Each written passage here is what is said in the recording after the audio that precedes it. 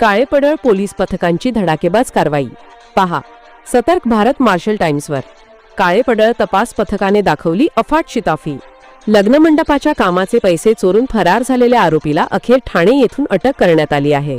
आरोपी सलमान यासीन पठाण गुन्हा केल्यानंतर बीड, सांगली, पुणे, मुंबई, मुंब्रा, ठाणे अशा अनेक शहरांमध्ये लपून छपून फिरत होता.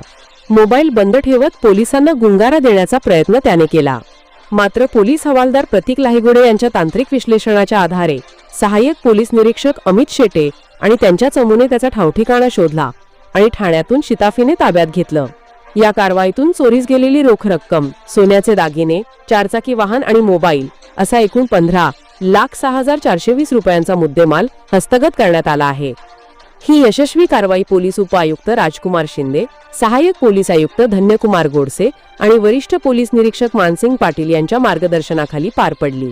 या मोहिमेत सहकार्य करणारे अधिकारी आणि कर्मचारी अमित शेटे, दाऊद सय्यद, प्रवीण काळभोर, प्रतीक लाहीगुडे, शाहिद शेख, प्रदीप बेडिस्कर, श्रीकृष्ण खोकले, विशाल ठोंबरे, लक्ष्मण काळे, नितीन शिंदे, अतुल पंधरकर, नितीन ढोले, सद्दाम तांबोळी आणि महादेव शिंदे यांनी केली आहे.